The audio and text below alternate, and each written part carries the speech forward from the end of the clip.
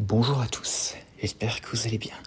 Dans la saga Jurassic Park Jurassic World, les vélociraptors ont toujours été des dinosaures emblématiques. En revanche, avec Jurassic World Rebirth, et pour la première fois, ils ont complètement été mis de côté. Et à l'instar du T-Rex dans Jurassic Park 3, ont été aperçus pendant qu'une seule scène. En revanche, nous avons quand même pu découvrir qu'il existait néanmoins des vélociraptors sur l'île Saint-Hubert.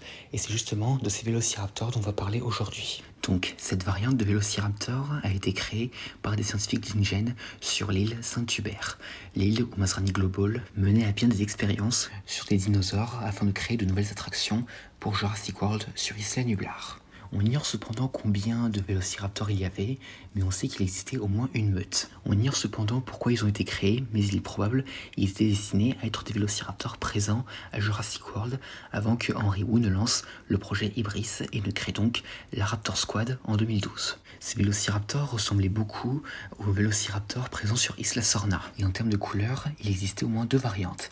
L'une présentait un corps gris-brun avec des rayures gris foncé sur le dos et un visage coloré, museau jaune, crête rouge et les contours des yeux et du cou bleu. Il possédait des protoplumes sur l'arrière de la tête, ce qui pourrait indiquer que c'est à cela que ressemblent les mâles de cette meute. L'autre variante avait un corps rouge et un ventre crème et un motif rouge foncé sur le dos. Le haut de sa tête était noir et également orné de protoplumes. En 2010, après que le Distortus Rex ait détruit le laboratoire et provoqué l'abandon de l'île, de nombreux animaux dont cette meute ont été laissés en liberté. La meute vivait quelque part dans la jungle autour de l'île, près d'une usine d'InGen abandonnée. Cependant, les vélociraptors n'étaient pas les seuls petits carnivores des environs, car en effet, il y avait aussi les mutadons, des dinosaures mutants ayant des traits de raptors et de ptérosaures. Les deux espèces ne s'entendaient pas du tout, et il arrive même que les mutadons chassent et tuent ces vélociraptors.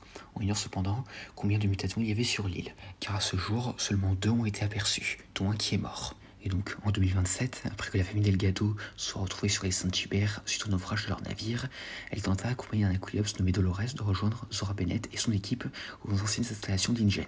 Pendant la nuit, Javier Dobbs quitta le groupe pour faire ses besoins, et deux raptors le trouvèrent et tentèrent de lui tendre une embuscade. Mais au moment où ils allaient bondir, un mutadon est apparu et a tué un des raptors, avant de s'envoler avec la carcasse.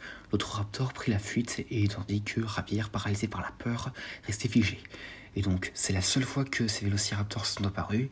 Cependant, il existe une scène coupée où deux autres raptors étaient aperçus tentant de s'attaquer au groupe de Zora une fois arrivés à une station de service abandonnée près de l'usine d'InGen. Cependant, ils se retirèrent suite à l'arrivée des deux mutadons. Et donc à part ça, c'est tout ce qu'on a sur ces vélociraptors. Et qui est à ce jour la meute de raptors qui apparaît le moins à l'écran de tous les groupes de raptors dans la franchise. Mais bon, on espère que si jamais un jour on retourne sur les Saint-Hubert, ces raptors volants que sont les mutadons qui ont pris leur place ne resteront pas impunis. Et donc à part ça, voilà, c'était tout ce que j'allais dire concernant ces vélociraptors. J'espère que cette vidéo vous aura plu, laissez-moi dire ça dans les commentaires, et à la prochaine.